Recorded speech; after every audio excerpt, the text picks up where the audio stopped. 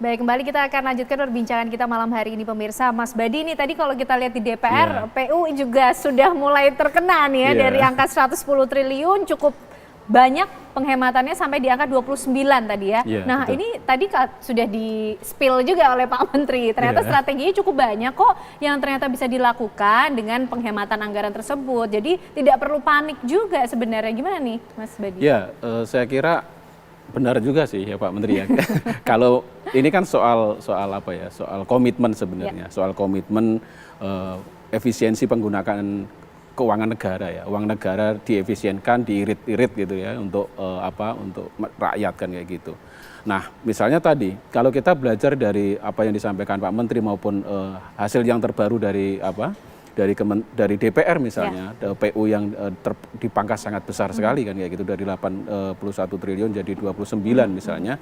Ini kan memang harus ada telaah lebih dalam ya, kajian kan, karena PU ini kan ngurusi infrastruktur. Betul. Infrastruktur yang ini kemungkinan besar juga akan banyak berdampak pada masyarakat secara langsung, ekonomi masyarakat, dan kita juga tahu bahwa infrastruktur memiliki kontribusi yang cukup besar di dalam konteks mendorong pertumbuhan ekonomi kan kayak gitu. Nah, ketika kemudian terjadi pemangkasan yang cukup yang besar hampir di atas 60% misalnya kayak gitu, ini perlu betul-betul kajian yang dalam ya terkait dengan ini, karena kita kan tahu ya, tidak semua setiap kementerian itu punya program masing-masing yang itu sekiranya memang perlu dilakukan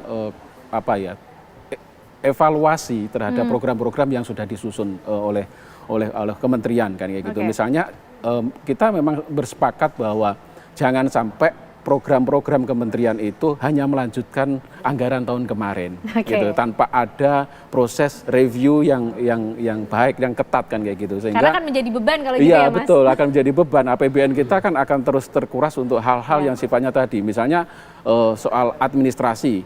Kalau di surat edaran Kementerian Keuangan itu kan ATK yang paling besar potongannya sampai 90% misalnya. Bahkan diklaim itu sampai di angka saat ini kalau efisiensinya itu berjalan 44 triliun misalnya, itu kan angka yang sangat besar sekali kan ya. Selama ini tahun-tahun kemarin berarti hilang begitu saja 44 triliun kan misalnya kayak gitu. Nah itu kan hal yang sangat penting, bagaimana kemudian pemerintah betul-betul berkomitmen serius gitu loh untuk mencapai target efisiensi itu, sehingga program-program yang tetapi jangan sampai kemudian, ini catatannya ya, tetapi jangan sampai kemudian ini berimbas pada kualitas pelayanan terhadap publik. Itu dia. Kan kayak gitu ya. Bahwa efisiensi itu menjadi sangat penting, tetapi di satu sisi juga ada pelayanan kepada masyarakat yang perlu dipertimbangkan. Ya, agar efisiensi ini betul-betul efektif. Oke, jadi efisiensi ini bisa dilakukan ternyata di hal-hal yang sebenarnya tidak begitu substansial dan masih terus berjalan yang menjadi prioritas dari kementerian. Makanya dari 16 item belanja yang di surat keputusan Menteri Keuangan itu kan belanja-belanja rutin mereka sebenarnya, ya kan, kayak misalnya sewa gedung.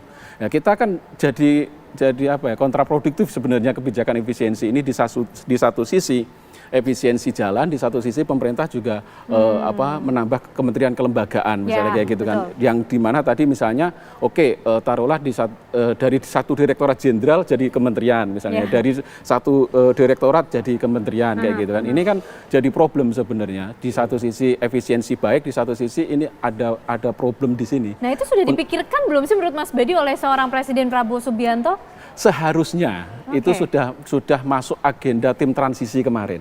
Harusnya ya, bahwa sudah berhitung ya seharusnya ya. Artinya tim transisi harusnya sudah berhitung betul bahwa kekuatan APBN kita itu seperti apa, ketika kemudian dilakukan penambahan kementerian atau lembaga itu akan seperti apa impact-nya terhadap anggaran itu kan kayak gitu, sehingga ini betul-betul clear gitu loh. Jangan sampai kemudian ini justru menimbulkan persoalan baru, bahwa struktur yang gemuk itu menjadi beban baru bagi APBN kan kayak gitu. Nah, efisiensi dampaknya kan kementerian-kementerian yang baru dibentuk belum jalan sudah dipotong dulu anggarannya kan kayak gitu. Nah, harus memutar otak itu Pak Menteri. Gimana Pak Menteri? Karena termasuk yang baru loh ya. Kalau saya sudah antisipasi sebelumnya. Jadi dari sebelumnya saya sudah sampaikan kami ini kementerian baru. Ya, kami punya kantor wilayah seluruh Indonesia, unit pelaksana teknis. kami kementerian baru tapi termasuk 10 besar karena kan punya kanwil kan. Oke. Betul. Kementerian lain kan nggak punya kanwil. Jadi strategi dan siasat yang saya lakukan adalah lobby KPK. Hasil sitaan. Di Bandung, Jawa Barat aja saya ambil 3. Dikasih oleh KPK. Jadi tidak perlu sewa gedung, Pak. Tinggal minta ke KPK. Mereka lihat itu memang sesuai dengan kebutuhan, Karena dikasih. kembali lagi untuk kepentingan negara. Kepentingan. Jadi ini betul. kecerdasan berpikir aja menurut saya. Saya dapat 3 kok. Kalau bangun gedung baru itu mungkin mencapai sekitar 50 miliar lebih atau 100 M. Tapi saya dapat 3 gedung Dari yang kekuatan bagus. lobby itu tadi ya Pak Iya, Menteri. bagus, besar, semua hampir mencapai ratusan miliar gratis oleh KPK. Jadi saya sekarang antisipasi adalah meminta seluruh Indonesia misalnya, mudah-mudahan KPK dengar nih. Saya minta lagi untuk Sabang sampai Merauke yang hasil sitaan. Ya. Selama ini orang rampok, orang nyuri, KPK langsung ngasita. Ada seluruh Indonesia hampir ada. Oke. Karena itu ya usaha dan lobby yang kita lakukan adalah meminta. Termasuk juga siasat yang saya lakukan adalah kantor-kantor Kementerian Hukum HAM dan imigrasi yang di daerah kita bagi ruangan. Saya pikir cukup lah kalau hanya strategi penghematan dan bagaimana antisipasi itu cukup. Saya mau sampaikan begini, sekarang ini kan bangsa ini harus punya visi, Pak. Ya. Bangsa ini harus punya visi. Setiap pemimpin itu selalu punya visi. Visinya Bapak 5-10 tahun pertama kemarin, terakhir kemarin, itu adalah visi membangun infrastruktur. Oke. Tapi mengabaikan soal sumber daya manusia dan ekonomi. Ini yang Sekarang kemudian ini menjadi adalah prioritas. infrastruktur kita Kurangi. kurangi dulu, baru kita orientasinya manusia, yaitu bagaimana meningkatkan kecerdasan Itu yang disampaikan knowledge. Presiden ya Pak Menteri ya? Bagaimana meningkatkan kecerdasan knowledge-nya. Kemudian yang kedua keterampilannya. Kemudian mental dan moralnya. Supaya apa? 2045 Ya. sekitar 10 tahun lagi kita mampu mempengaruhi Asia. Kemudian 2045 Oke. kita dengan kemampuan kecerdasan sumber daya yang hebat kita bisa memimpin Asia. Oke. Jadi gini, selain infrastruktur yang tersedia, bagus, terima kasih kepada Pak Jokowi. 10 Ya. tahun sudah bangun. menyediakan infrastruktur tersebut. Nah, sekarang infrastruktur yang apa yang perlu dilakukan? Menurut saya gini. Infrastruktur yang 3, 1 rehabilitasi, kemudian yang kedua maintenance, yang ketiga membangun baru. Ya. Membangun baru dikurangi dulu, cukup rehabilitasi dan maintenance. Karena konektivitas darat, laut, udara di Indonesia terjaga. Jalan jembatan sudah terkonek. Nah, sekarang berarti bangun barunya dikurangi. Maka 81 triliun yang berkurang dipotong, Menjadi itu menurut 29. saya menjadi 29. Itu nggak masalah. Tidak Karena ada tinggal problem. rehabilitasi Kemudian dan uang maintenance itu kita itu. alihkan untuk membangun manusia. Oke. Jadi selain infrastruktur yang bagus, manusia yang berkualitas, 10 tahun lagi kita memimpin Asia dan bukan memimpin, mempengaruhi Asia.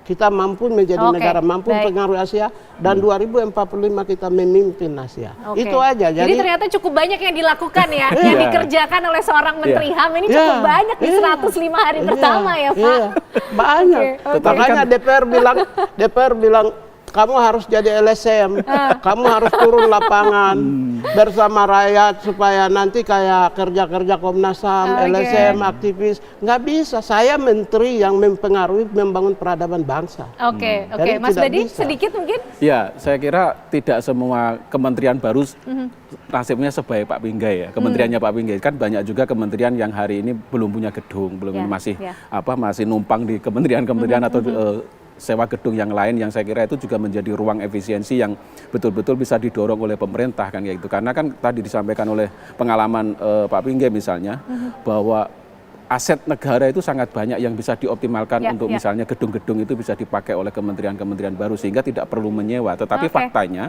sewa gedung itu berjalan, gitu kan. Sewa gedung itu tetap berjalan di beberapa kementerian, di beberapa kementerian. Baik, singkat saja Pak Menteri. Kantor saya tidak sewa, kantor milik sendiri, tinggal minta KPK juga kooperatif, mereka bantu, udah selesai. Baik, mungkin ini tadi yang dimaksud kreatif funding atau Iya, pembiayaan kreatif iya, ya ternyata betul, sudah betul. diberikan begitu banyak siasat-siasat dan juga resepnya dari Kementerian HAM untuk bagaimana menyikapi instruksi dari Presiden Prabowo Subianto mengenai penghematan anggaran yang dilakukan cukup besar, 306 triliun rupiah. Kita harapkan penghematan ini betul-betul bisa digunakan untuk kepentingan masyarakat Indonesia yang lebih baik. Terima kasih Menteri Hak Asasi Manusia Pak Natalius Pigai malam hari ini sudah bergabung di Apa Kabar Indonesia Malam. Mas Badi terima kasih juga Iya, sudah terima kasih, berbagi Pak Menteri. informasi bersama kami di Apa Kabar Indonesia Malam.